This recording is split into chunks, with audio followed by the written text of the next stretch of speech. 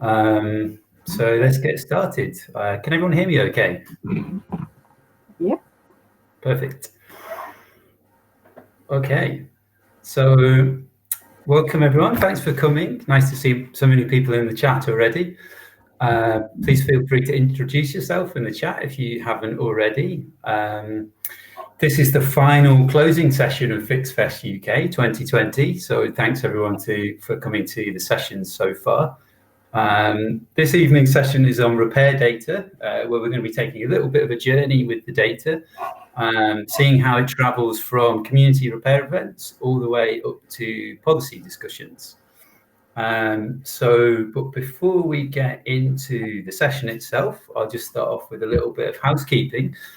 So you should be able to see my slides, by the way, at the moment.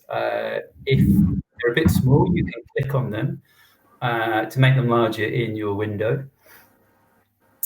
Please note that this session is being recorded and will be shared online. The recording is only capturing the text chat on the right of your screen and the video and audio of anyone on stage. If you don't want to be recorded in any of those forms, you can stick to writing comments in the shared document that I'll come to in a moment. Feel free to use the text chat on the right-hand side at any time to chat with others and ask questions. Bear in mind that it sometimes freezes, or it doesn't seem to happen too much lately, but if it looks like nothing is happening in the chat, try refreshing the page and re-entering the session, and hopefully it's that, and it's just that nobody's talking in the chat. At certain points, we'll invite feedback from everyone in the room. So at which point, if you'd like to come on stage, you can click the Go on Stage button, which you should see underneath the video. Please make sure when you finish to click the Leave Stage button in the same place in order to make space for anyone else that might want to come on stage.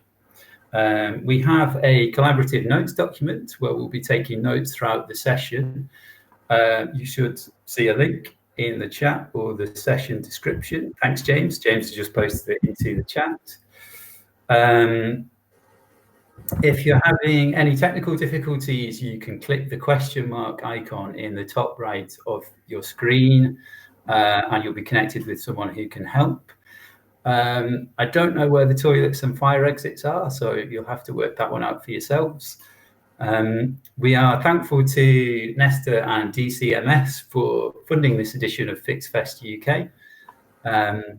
And we'd love it if you could leave some feedback on your Fixfest experience. So please see the chat or the Etherpad notes for a link. And you may want to open that feedback form in another tab so you can continue watching the session here. Okay, great. So with that done, let's get into the session. So we're going to have a little bit of a journey of repair data in today's session. It's going to be a fairly high-level overview of some of the things that we know various groups, including ourselves, are doing with repair data. And we want to try and highlight some of the important things that we can do with the data. So we'll take a little journey starting from where it all begins, an item coming to a repair event to be fixed and the fix itself, and then seeing how the information on that fix, when recorded, can travel all the way up through to policy discussions on the right to repair via various local level uses for groups and networks along the way. And so we'll have different members of the community speaking at different points as we go along about how they work with the data, and we'll have a chance for questions and interactions and other people joining the stage. So as we go through, Stuart Ward from Reading Repair Cafe is going to join us to discuss data at the local level. Monique, our data wrangler and community coordinator, is going to be giving some insights into what goes on behind the scenes in some of the collection and combining of this data. And we'll have Ugo from Restart discussing the use of data in policy. So they'll all be joining at various points to fill in some of the details. First off, I'll start with a quick overview of the journey of the data. And maybe as a little icebreaker, as I'm going through this, it would be cool if you could share in the chat how you yourselves have been collecting and using data at the local level. And then once I've gone through the overview, we can, if you would like, invite you on stage as we're chatting with Stuart about data at the local level, and we can get a bit of a discussion going there. So have a think about how you might have been using data or collecting data, or as kind of any interesting insights that you've had into the use of data. So just before I do start this journey, what is repair data? I've said it a lot already. So what am I actually talking about? Just want to make clear first that in this particular session, we'll be more focused on kind of quantitative data to some extent. So, and mainly on the items and repairs that we see taking place in a community environment, and data points like brands, models, fault types, repair status, etc., as well as information about the events themselves, so number of volunteers and participants. But obviously we had a great session on Saturday from Chris and Lee of Repair Cafe Belfast on kind of the stories that exist within the repair data and the repairs that we do.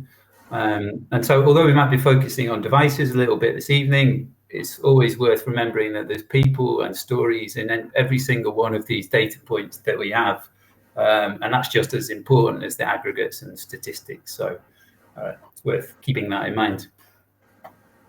Okay, so where does the journey start? So it all starts with an item brought to a repair event. So people bring in something that isn't working, and we help them fix it. I think we all know this part pretty well. The next part, which various groups in the network and around the world are doing, is logging information about these repairs electronically.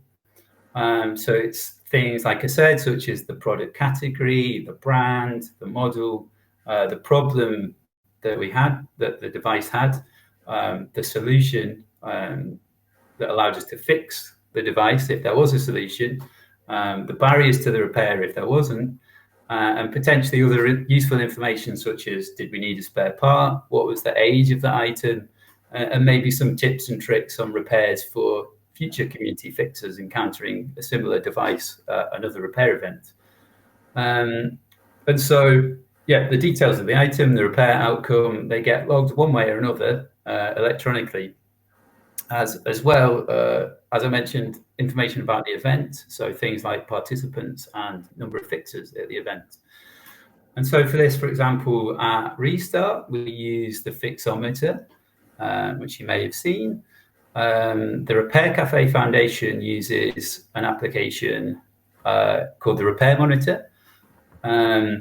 We know that some groups and networks might be using Google Forms, and some might collect the data in a spreadsheet. And we know as well that there might be a combo of analog and digital in the process of data collection. So there may be a paper or flip chart at the event that's being used to record the data, and then the data being added into the electronic system after the fact. Sorry, Ian, for using your data there. So, I mean, data collection methods itself is its own big topic, particularly how and why we collect certain data points, and how we can make it as easy as possible to collect that data in a busy environment. And that's one of the things we're going to be discussing with Stuart from Reading Repair Cafe later, and hopefully others joining in too. Okay, so once we've got the data, next in the journey, what are some of the things that we can do with it? So, well, it can work on a number of different levels. So first of all, at the event level itself, so we can calculate a social and environmental impact for the event, which can be really motivating to volunteers to know the contribution that everyone's hard work is making. And we can say things like how many items we fixed, how many people came to our event, how many volunteers were at the event, how much time was volunteered, how much waste and CO2 we diverted through successful repairs. And all of this can be pretty motivational to know like the impact that we're having through fixing. And next, this same information can bubble up to the group level as well. So those same environmental and impact stats can be aggregated across all the events for a group over time. And again, so this can be really motivating for the organisers and volunteers of a group. It can also be really useful for funding applications. It could show how many volunteers you've had, how much time they've volunteered, how many things you've fixed, how many members of the public you've helped, how much waste and CO2 you've diverted. And this is all really useful to present to people interested in what you're doing and possibly interested in helping you to continue to do that. The data can also be really handy to take to, for example, a local MP to discuss the wider issues around the right to repair. So, for example, encouraging them to sign the Manchester Declaration, going with some stats of what's been achieved locally within that MP's constituency can be a real boon for getting them on board. And so again, later we'll be talking a little bit with Stuart about the use of data in the context of a local group. And so from events to groups, we can jump up to networks. And again, we can aggregate this information across all the groups in a particular repair network. So for example, this could be all the groups in London, all the groups in Leicestershire, all the groups in Wales, the repair cafes in Wallonia in Belgium, for example. And we can show that same social and environmental impact at regional levels. And so this is, for example, this is something that we use internally at Restart, and we have stats across the network of groups that are within the Fixometer, and we can look at all that information at the network level. And so from there, one nice thing that we're doing is then combining the data across networks. So earlier I mentioned how different groups, different networks, etc., are all collecting data in their own way. So using different software tools, maybe spreadsheets, etc., etc. As part of an organisation called the Open Repair Alliance, we've been working together to define a common format for pooling repair data between networks. So then we can do analysis at a much larger scale.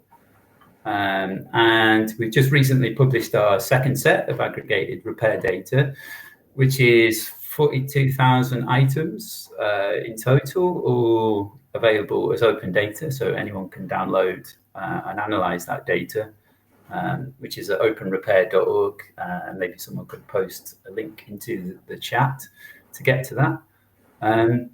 But one thing, if you think about that as well, so 42,000 records doesn't sound very exciting, but if you think that's, let's say, minimum, given there's a participant and a fixer, that's 84,000 people who care enough about keeping things working to come together and work on it at a community event, which is pretty amazing. And that's all open data, like I said, so anyone can access that and anyone can look at that data. And so Monique's going to be talking about how we've pooled this data together across networks and give us a bit of insight into what's going on behind the scenes and all of the data wrangling that's involved to get that data into one data set. And we might potentially, in discussion perhaps, talk about some ways we've been looking at importing historic data from existing spreadsheets of data that groups or networks have. Okay, so next step in the journey is to analysis and some citizen science as well. It's something we've been working on recently. So we've already mentioned social and environmental reporting aspect.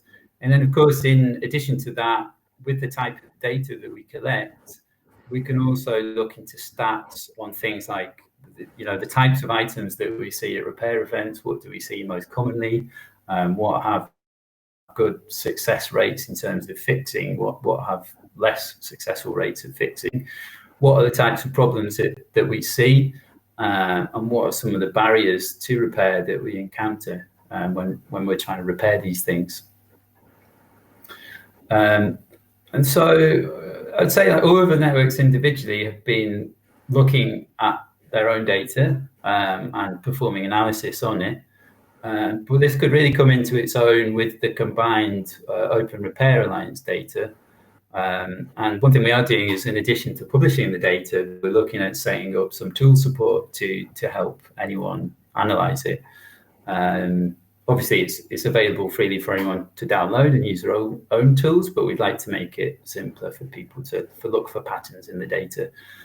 And along those lines, one cool thing that we've started recently is this citizen science approach to looking into the data, kind of analysing it together and helping improve the data quality and finding interesting nuggets of information in there.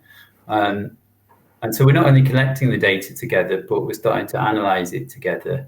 And we've set up a micro-tasking environment where anyone can help get involved, helping to categorise and analyse the data, and just learn about it as well. It's quite a nice way of seeing, having it read back, what's been put into the different systems, recording the data, and then this is a nice way of presenting that information back and kind of engaging people and seeing what's going into the system. And so Monique's going to be talking more about these crowdsourced tasks that we've been working on. And later on, we'll be introducing a new one, which we've just been working on as well. So finally, one final step in the journey of the data. So the final bit that we'd like to bring in, and really importantly, is how this data can be used as part of policy discussions. So repair data collected by citizens, I think it represents a really unique perspective on the issue of right to repair. If you think about it, it kind of shows both the desire to keep things lasting longer from members of the public, bringing them to events. And it also gives first-hand evidence of the barriers that we encounter to actually being able to keep things running for longer. And so we've recently had some analysis of repair data included in policy discussions and papers, specifically in this case in relation to the reasons why computers fail and what the barriers were that we encountered in fixing them. And soon similar discussions are coming up for smartphones. And in fact, so as I mentioned, we've got a new crowdsourced microtask that we hope can help in that regard. And Hugo from Restart will fill us in on the use of repair data in these recent and upcoming policy discussions. And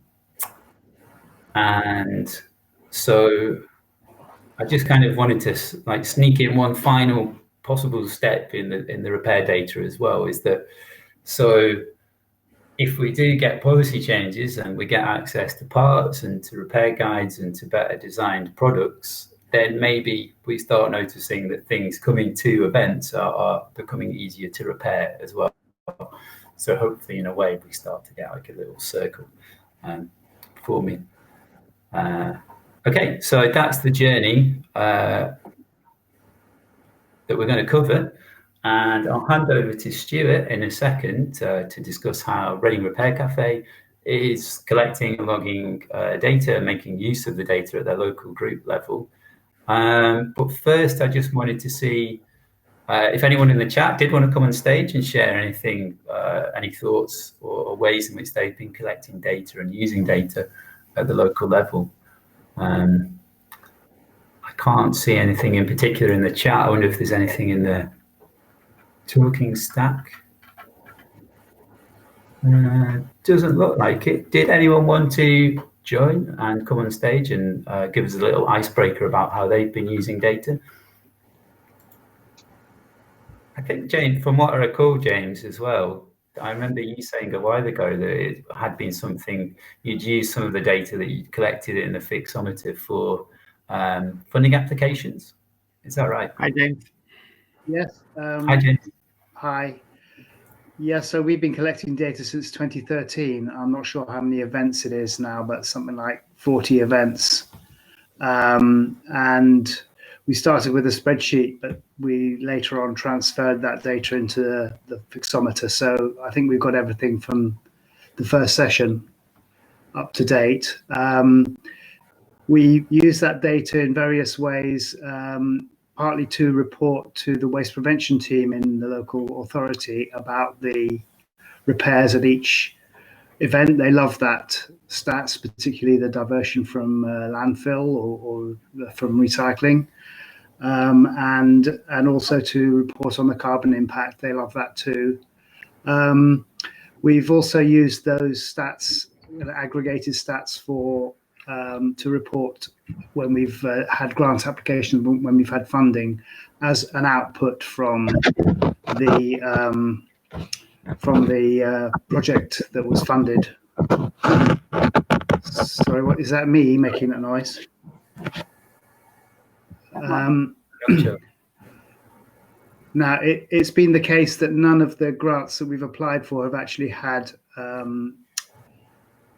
number of devices or diversion from landfill or CO2 as a target output, but we've reported it as an extra output, an added value, and that's gone down quite well.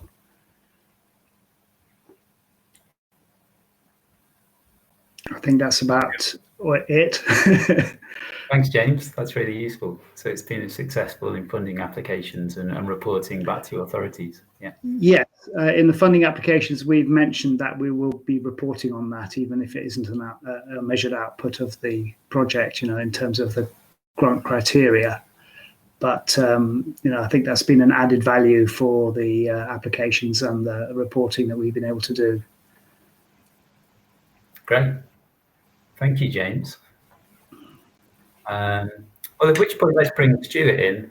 I think you have similar uses of the data as well, and perhaps you could give us a little bit of the history of Reading Repair Cafe and how you started collecting data and some of the things you've been using it for. Yeah, sure. Can you all hear me? Yeah, I can hear you. My microphone working? Good. Okay. Reading Repair Cafe started in 2013, and it was a sort of collaborative effort between the newly formed Reading Hackspace and Transition Town and Reading Voluntary Action. So we sort of got together and there were different sort of motivations from people to get involved, and the Hackspace was more about we needed members, we needed to expand, and this was seen as a way of advertising our services, and also to sort of give back to the community. So that worked quite well. We didn't. We used Transition Town Reading as a sort of umbrella charity, and because they had existing things in place like liability insurance and a bank account and sort of that sort of infrastructure, and it's sort of grown from there with a sort of groups of volunteers who come along and do repairs, and also people that get involved through the Hackspace either come along to repair something and learn about the Hackspace, or are a member of the Hackspace and then learn about Repair Cafe. So it works both ways. As to the data, I think James has shown you had a much better history of data. We were very ad hoc about collecting data in the beginning. We just had some scraps of paper and wrote down what people brought and whether it got fixed or not. And really that was just to sort of get an idea of how effective we were. What was the fixed rate? How many devices did we see in a session? And sort of basic things like that. We weren't recording it in spreadsheets, and we weren't doing anything with it afterwards. We were basically forgetting about it. And I know there were some events where we were really short-staffed and basically nothing got written down, so it all happened and there was no record. One of the there's one chap involved in the Restart community who's a photographer, and he came along to a couple of our sessions and took some amazing photographs of repairs in progress and things like that, and we still use quite a few of those photos on the promotional material and things like that. Janet's just posted in the chat, I think that's probably Mark Phillips. Yes, that was Mark Phillips. Yes, I couldn't remember the name. So after, I can't remember exactly when, but there was sort of chat and talk about the Restart Party setting up a data collection service, etc. I know I got involved, and a couple of the other people in Reading got involved, and several people from other places around the Repair Cafe movement got involved, and that's how the sort of first iteration of the Fixometer data collection thing transpired. And having that sort of more formal way of collecting the data has made it much more useful to us. So now we can have a record of just how much activity we've had, how many devices we've had, and it's quite useful to have the sort of summary information, the kilograms of waste saved and the carbon dioxide footprint estimation. We have used that in a couple of ways. Firstly, as a charity and having to, as working for a voluntary organisation, there is a certain amount of process and procedure, annual AGMs and things like that, and we can at least present to Transition Town what we've done, what we've achieved, how many events we've held, and also is the amount of donations we've had and expenses, and that sort of justifies our existence and their continued support. We've also had some not very substantial, but some donations from schemes and charities in Reading, and having some data around our worth and our activity has been useful for them to sort of say it's worth giving us some money. We haven't really applied for any grants. To be perfectly honest, at the moment we are contributing more money to Transition Town than we cost.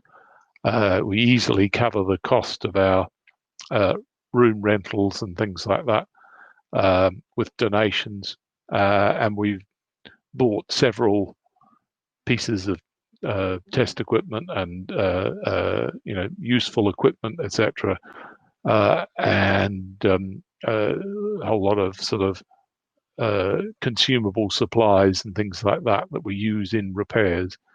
So that's been, it's quite useful. We're actually, financially quite healthy. Less so this year because we basically haven't had any events, and we've all been locked down.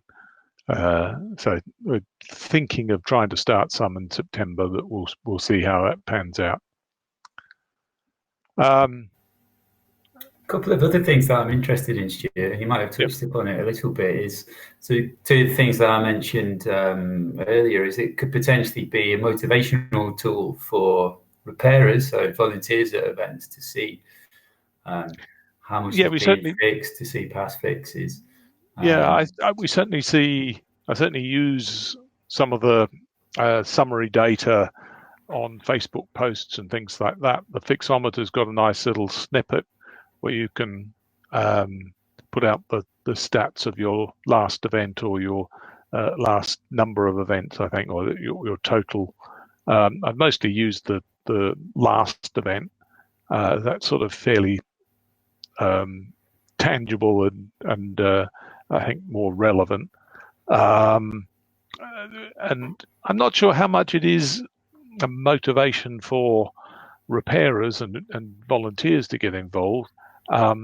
Mostly, I think they get involved because they like fixing things and they like getting involved. It's a very social event, and you know, there's both from the repairers and the attendees. We quite often find people that you know come along for the social aspect of it, and you know, have to scrabble around to find something that needs repairing to you know, be an excuse to come along. But yeah, so it is of some value. I wouldn't say it's, you know, the overarching thing. I think more people you know, just see the value in what we're doing, and or the, you know, the delight on people's faces, etc., when they're you know, old record player or you know, device, much loved Mixmaster or whatever is restored to working order, and they were, you know, you know, thinking it had to go in the tip, and you know, now it's working again. That's a those are the stories in the data, right, that we mentioned earlier. Yeah, equally important. That's the thing we haven't done very well, and I'm keen to try and develop, is to get some people tasked with just getting the stories, writing the stories down, and taking the photographs and things like that. Great.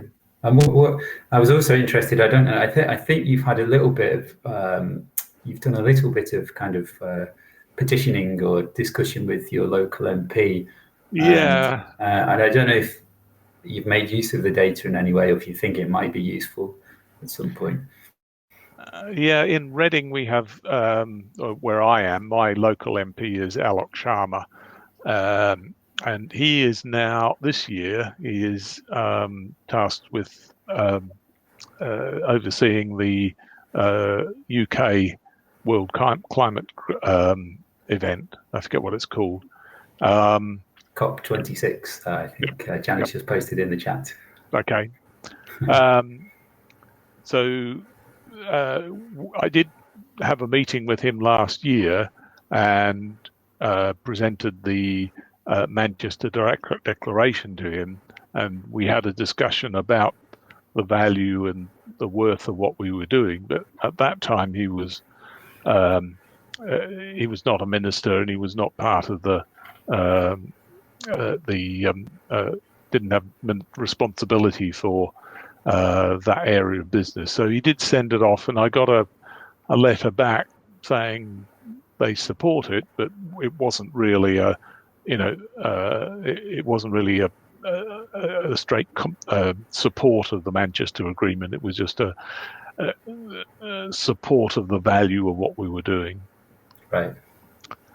And in that, I didn't bring stats along. I did, you know, talk to him about the sort of numbers of events we held and the number of devices we fixed and things like this. And this is, you know, the sort of impact that had on climate change and things like that. That's great. Well, thank you for all of that, Stuart. We'll move on to Monique in a second. I wonder if I'll just check in the talking stack to see if there's any questions or anyone else that wants to come on stage. If there's any questions for Stuart, You can ask them now if you would like to come on stage, or we should have time for questions at the end as well. And yes, Janet Alok Sharma is my MP. Yeah, he's West Reading.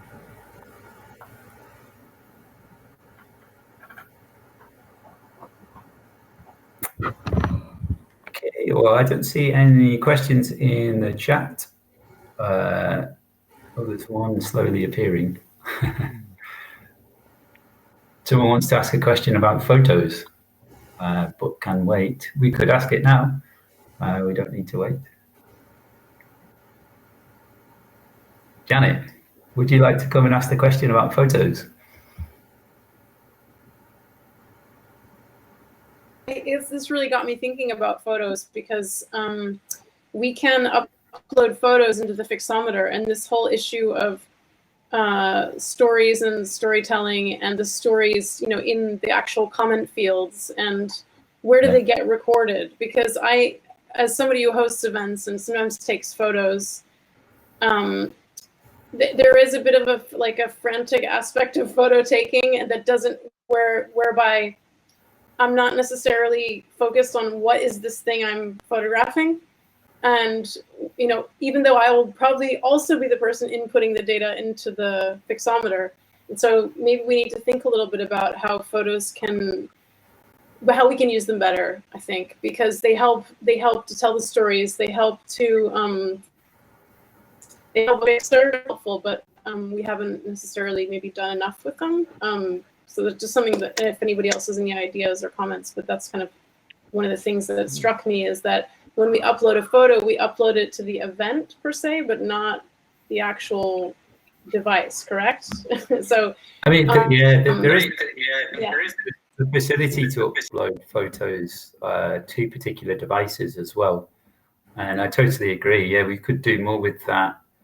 And there's a lot of potential in that for stories. Imagine someone brings in a 50-year-old radio or something, and we've got loads of cool photos of that, along with the story of what we needed to do to fix it. I think that story could even be augmented by some of the information about the participant, which then obviously gets into areas of personal information. The team from South Wales in one of the earlier sessions talked about their stories and their things, and they've got their create blogs about things. So, and I think a before and after picture of the device, etc., might be very useful.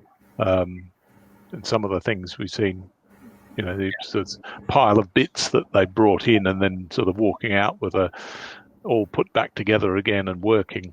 Because quite often they've tried to fix it themselves, and they open it up and fiddle around and not quite got it working, and then get it working and put it back together again. Yeah. So that would be a good story. Well, Monique's just mentioned Repair Shop in the chat as well, which has some good stories, sad stories. I thought as well potentially that, we'll come on to this with Monique in a second as well, with some of the micro-tasking, but the photos on devices, it could help in some ways, retroactively improving the data quality.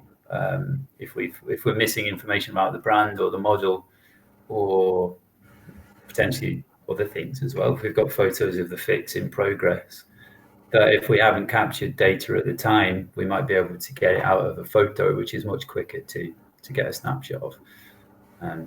So that could be something we could do with photos as well. But I think in the interest of time, let's move on, and we'll bring in Monique. So we're going to kind of in the journey that we were discussing earlier, we're going to jump up another level, and Monique's going to give us some information on the work that we've been doing, combining data together for the Open Repair Alliance, and we'll get a bit of the epic work that's involved in aggregating the data and doing data wrangling on the data from different networks. And Monique's also going to speak about some of the microtasking that's already come up and the citizen science analysis of the data that we're doing with the community. So I'll pass it over to you, Monique. And tell me when you want me to advance slides as well. That one will do for now. So that's my email address there, by the way, and we have a Twitter account. So if anybody wants to, interact, engage with us at all, you can use my email address if you've got particular questions, or you can have a bit of a tweet on Twitter on that particular account.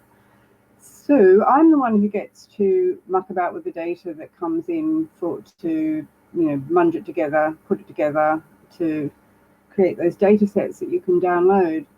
And so I'm going to tell you a little bit about what's involved with that and how much time it takes and that sort of thing.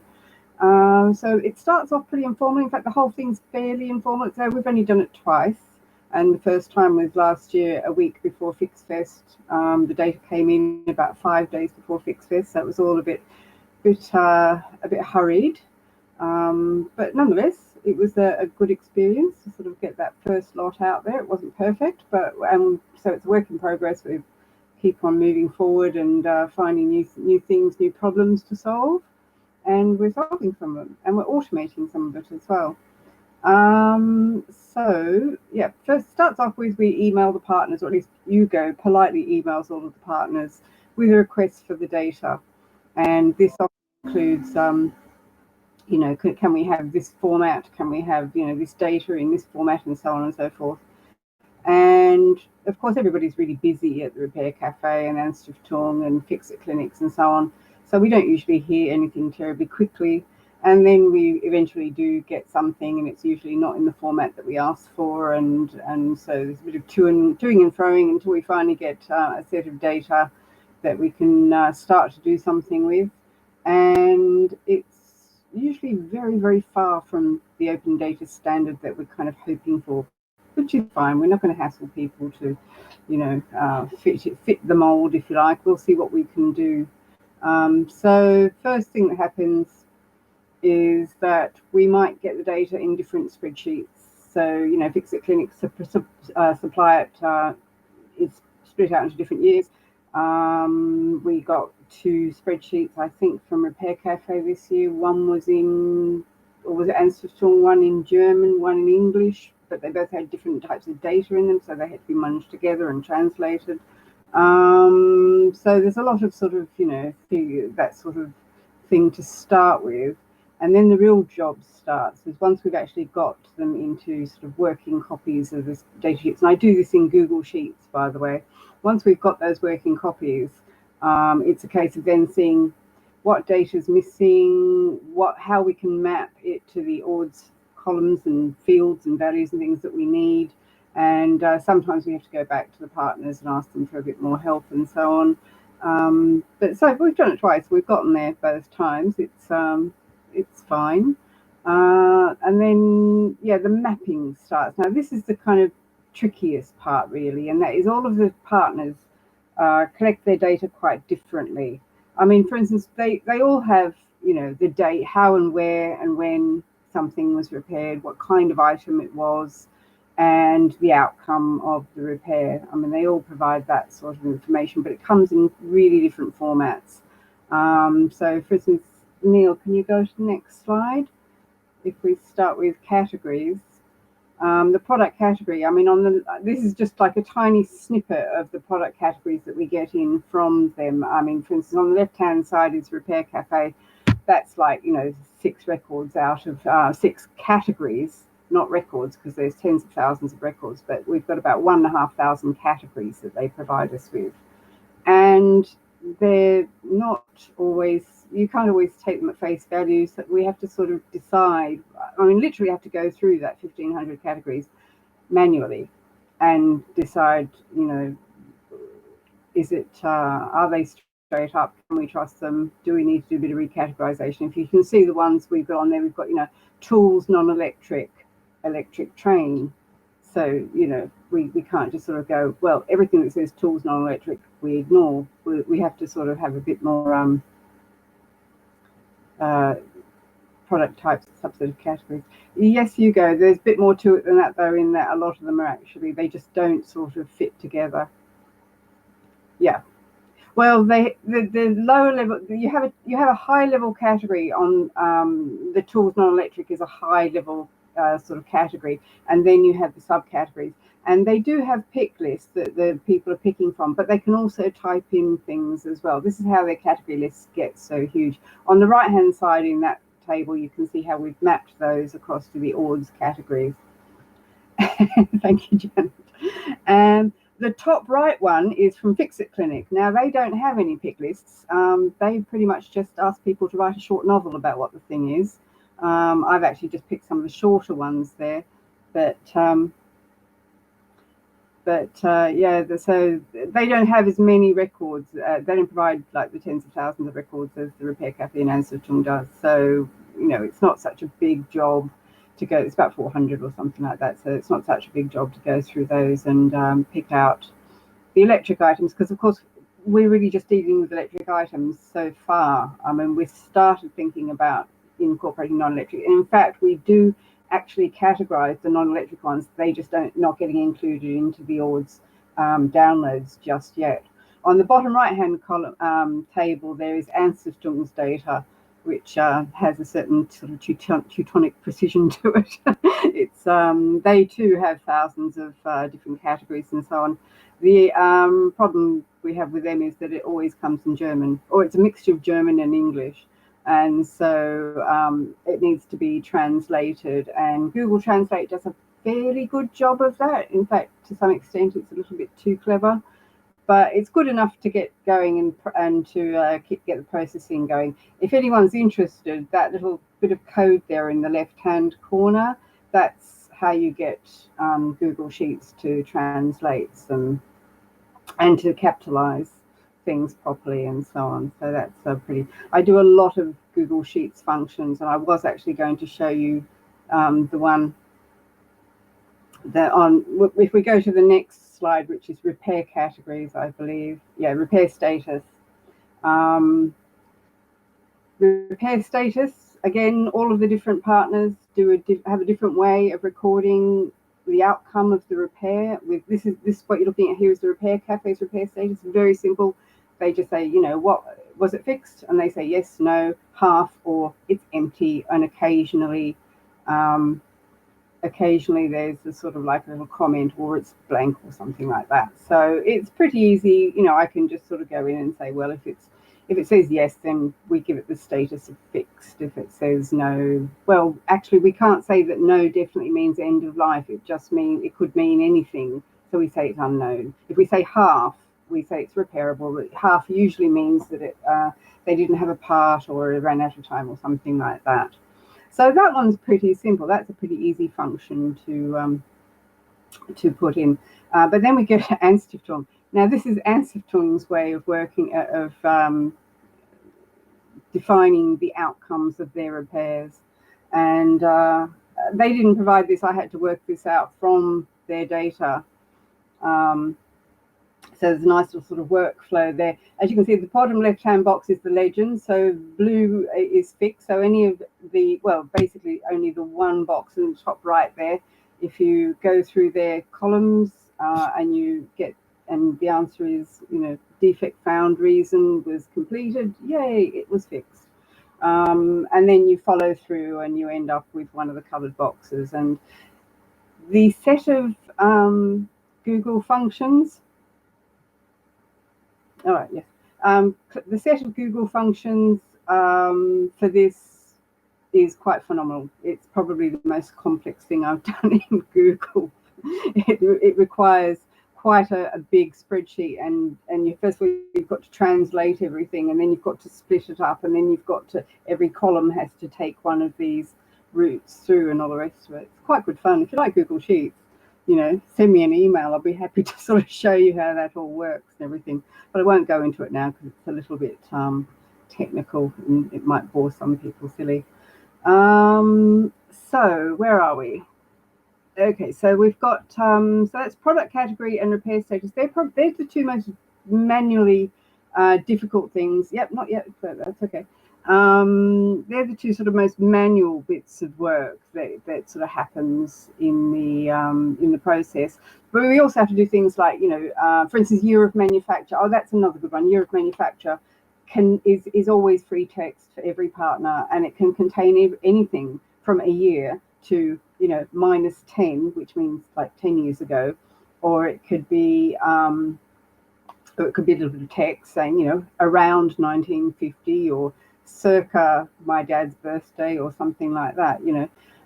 So that's another fabulous little bit of functionality in Google Sheets, and also some scripts there to go through and work out, to sort of try and figure out what it is that people mean. Like, for instance, when they say, when the year of manufacture says 1066, I mean, is that serious or not? You know, we sort of say that I think my cutoff is about 1850. We can sort of imagine that things going back as far as 1850 could ostensibly be getting repaired, you know. And the Repair Cafe, I think, has 3 things from the 19th century on their books. Whether they actually were or not, I don't know. They don't appear to have been electronic, so they could be. I think we might have to move it on, maybe, Monique, just in the interest of time. I noticed we're getting quite close to 9. Yep. Okay. So yeah. So that was data cleaning. We do a lot of, you know, pulling all the data out, blah blah blah. Then yeah, we work out which country that they come from, and then we feed all of these sheets into a database. And this time around, I actually have some scripts to run that just spit out the files, and they're structured in the Open Repair Data Standard, and we spit them out in CSV and JSON formats. And we've started to include what's called a manifest file that describes the contents of the package, because we zip the files up and we create a little package as a README file, and the manifest file, which tells you the structure of the data, and it gives out email addresses and the URL. We have a GitHub repository where the data lives now these days.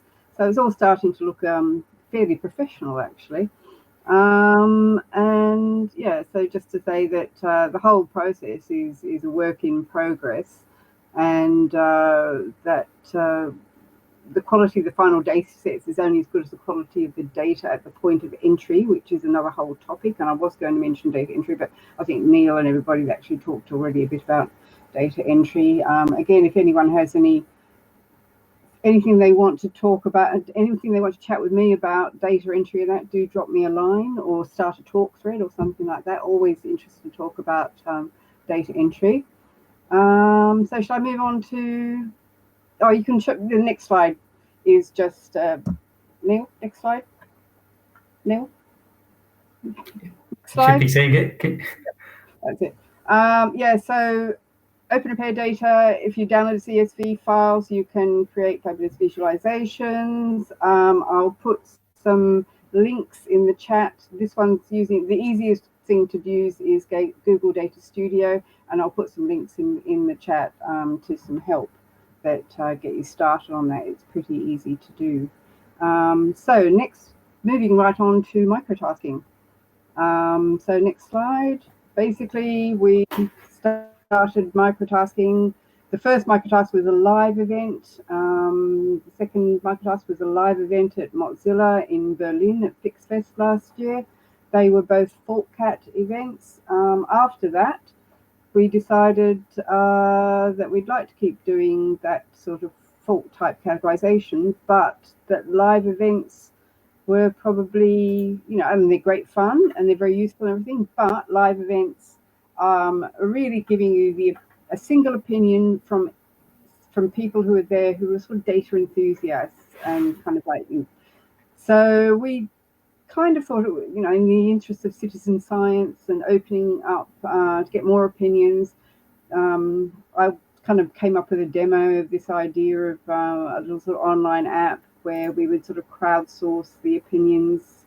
And on the first FaultCat, each record we're, you know, trotting up to 5 opinions from different people, and then we sort of take the majority opinion and we go, right, well, we think that's the fault type. So that's online apps, and that was so popular actually that we did another one called MISCCAT. That was earlier this year. This one was not about faults. It was actually about all the data and fixometer that had been put into the miscellaneous category. And we thought we'd have a look at that and see what people thought. Could they come up with a better category for things? So there was that one, and that's gone very, very well as well. And then we've got the new one today, which is kind of like FaultCat. A FaultCat, I should have mentioned, was only working on desktop computers, laptops, and tablets. And MobiFix, the new one today, is like FaultCat, except that we're working on mobile phones and we have a different set of fault types, as you can imagine. So yeah, online apps have turned out to be really quite useful for us, and especially this time of coronavirus and everything. I think it was quite timely moving to online events. Great. And Ugo's going to talk to you about how that data has turned out and what it's used for. So that's it from me. Yeah, that's great. Thank you, Monique. I will. That ties in nicely to what Ugo is going to be speaking about now. So I'll hand it over to Ugo, who's going to fill us in on a little bit how some of the data that's come out of the citizen science has been used in policy work and campaigning. Yes, well, excellent. I mean, thank you so much, Monique, for sharing some of the, for some of us, potentially headache-inducing technicalities of how it all comes together. But it's really great to see the rich diversity of work behind the data that is collected around the world through restart parties, repair cafes, and fix-it clinics and other events. And but this data, why is it that it's so important? I think Neil made a really good point earlier by saying that it's actually not just 42,000 records, but it is 42,000 people that have dedicated some of their free time to fight back against premature obsolescence of products and trying to prevent waste. And those 42,000 attempts are actually even more powerful the moment we can use them to compete with some of the narrative from manufacturers and policymakers when they discuss improving, well, creating new regulations for future design of products or for product repairability. And that brings us to why did we choose to do FaultCat initially about computers? It was because as part of the work of the European Right to Repair campaign, we were aiming to tell a bit of a different story about laptops specifically and how come that they are designed theoretically to last 5 years, and that any discussion about whether they're good or not in terms of repairability assume that people are meant to use them for 5 years. Well, we started looking at our data and we noticed that for those records for which we do have how old the product is, actually over 40% of all these records of these stories are about people that come to events with laptops that are older than 6 years old, with some notable example of laptops that were 15 or even 16, Neil, if I'm not wrong, years old. So it starts to tell a different story. And why is this important? It's important because the data that policymakers tend to have access to is not data from manufacturers, because clearly they do not share repair data about the repairs that they take care of, and they have no idea, the manufacturers, about the real stories of people repairing their products through independent repair businesses. They're not controlled by them directly. But so the only data that policymakers, for example, at the EU level, have access to when they assess whether a product is or isn't performing is data that comes from either academics or from tech IT consultancies that often use data from the corporate sector. And why is this a problem? Well, the problem with that is that the corporate sector tends to have refresh cycles of perhaps 3-4 years old, every 3-4 years. And so as a result of that, some of the issues that we see in real life are just not happening. And the type of use is quite standard in an office scenario. So we're actually bringing another dimension and another type of story with the data that we collect, which is extremely important. And that's why we're now focusing, the way we focused on laptops was for a report, and I'll share in the chat what this report is. It's straight from the Right to Repair European campaign. It's called Long Live the Machine, and I gave an example of why that is important, and also features some key stats that we on some of the more recurrent faults we've seen on laptops and the likelihood of repairing them at community repair events.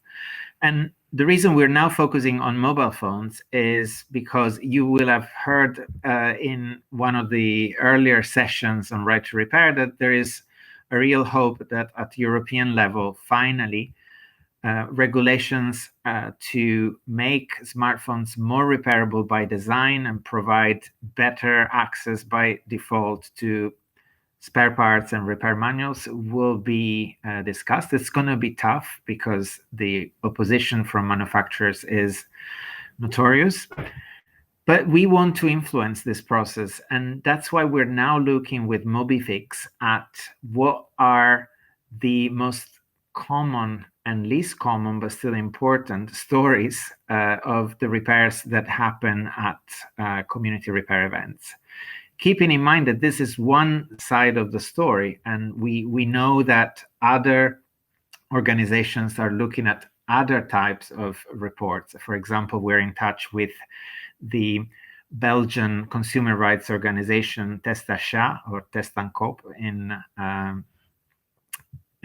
is also called that, and they are looking at the complaints that they receive from consumers that are members of the organization about the type of things that cannot get fixed. And so this type of new data sets will tell different stories that hopefully will play an important role in shifting the perceptions of policymakers, and also obviously tell the story of people that are saying enough and trying to actually double the lifespan of products that they already have. Some of you will have seen already the MobiFix. I'll just show you, do a mini demo. I know we're running a bit late, but I think it's worth showing it, how it actually works. If I can find it here. Can everyone see it? Hopefully. Yeah, make it wide, otherwise it's pointless. Basically, you'll be presented with one of these records, and we have about 1,200 on mobiles. And you'll be prompted, if possible, with a suggested type of fault. And you'll be able to decide whether that is appropriate or choose a different one. Or if you're not sure, you can just fetch another repair record. In this case, it is indeed a screen. So I'll select it and go with screen, and then be presented with the next record. And if you have an account on restarters.net, we ask you to sign in so that they will be linked to you. And if you don't have an account, this maybe is an opportunity to try and then get involved with our wider activities. I will stop sharing this now and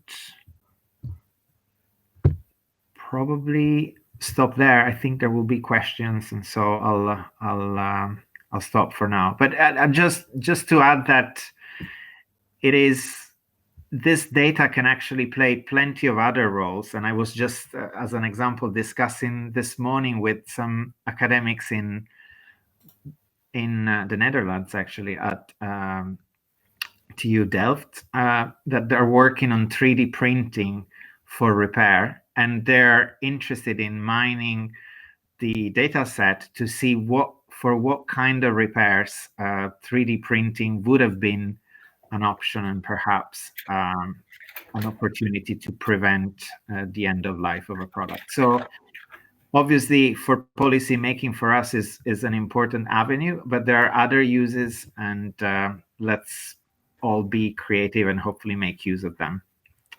Thank you.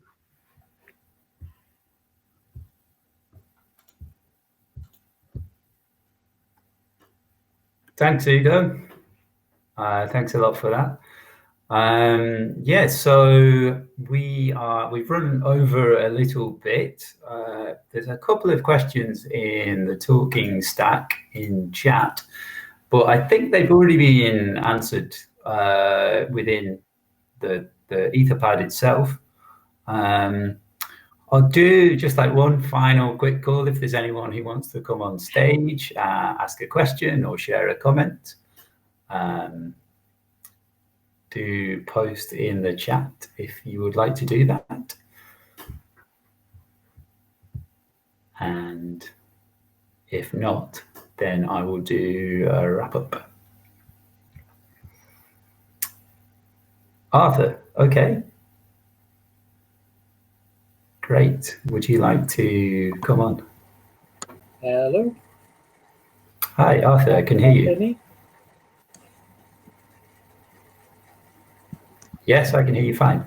Great. Okay, there might be a little bit of a lag, but I was just wondering if now would be a good time to do some more digging in the fixometer data. I noticed that the spreadsheet which it's based on for the carbon footprint calculation is very detailed and fantastic, but it was last updated a little bit of a while ago, 2016, 2015. And if anyone's interested in getting involved, then maybe that could be an idea for an event going forwards or continuing effort. What do people think? I think that's a great idea, Arthur. Yeah, as Janet mentions in the chat, mobiles and tablets have been updated relatively recently, but certainly other categories do need to be brought up to speed. And it's something, we've been wanting to do for a while. So it'd be great to discuss that further, maybe on talk in the repair data category. To do like last time, where the original life cycle analysis came from was a group event, essentially a little mini hackathon, doing desk research across the different categories and finding research papers and so in some cases manufacturers' own life cycle analyses and pulling the information out of those and giving them different quality data quality ratings, etc. But yeah, great comment, Arthur, and I think it'd be really good to take that forwards. Stuart, you've come back on stage. I was just going to say there's a couple of categories we do quite a lot of, clothing repairs and bike repairs. None of those they're not really captured in the Restarters thing. There was actually a separate group that spun out of us called the Bicycle Kitchen, and they got some grants and they got access to a disused shop in Reading, in centre of Reading, Jackson's Corner, and for about 2 years or so they were running there, and that was 3 nights a week, offering bicycle repair or help with the repairing your bicycle, very much on the same lines of a repair cafe, but just concentrating on bikes. They lost their access to their space and had some other organizational issues, and they basically faded. But we're still going. They also managed to get hold of a lot of bikes from the police when they cut bikes off or whatever, off railings and things like that. And they had a scheme whereby if you came and used the parts to make a working bike, you made one for to give away or to sell, and then you could make one for free for yourself. And that was really quite popular. Yeah, that's really interesting. And just to say on that point, and it also touches on the other question which was in the Etherpad, is that we are introducing non-electronic and electrical categories into the Fixometer. There's been a lot of work going on behind the scenes to get that in place, and basically we've got the designs for it, and we're going to be working on that to get it in there, aiming for end of August. You heard it here first, so we will be recording those items as well. Okay, I think with that I should probably wrap up. Thank you everyone for joining and for commenting and for coming on stage and adding your contributions. I'm just going to end with a couple of calls to action. So as we've already seen, we'd love for you to get involved and start using Modifix. As Hugo mentioned, there's about 1,200 mobiles in the system that we've got where there's enough problem text to kind of make a fault categorization. So for the way it works is we get consensus across the kind of the wisdom of the crowd. So we need a minimum of 2 people agreeing on what the fault type is. So we're trying to aim for 2,400 opinions, ideally more, but that's a good starting point, by the end of July. So keep track of progress on that on Talk. And the other call to action is, hopefully we've seen kind of through the course of the evening, like some of the utility of the data, both at the local level for groups and then for networks and for the overall campaign for the right to repair. So if we can get more data into the system, the better.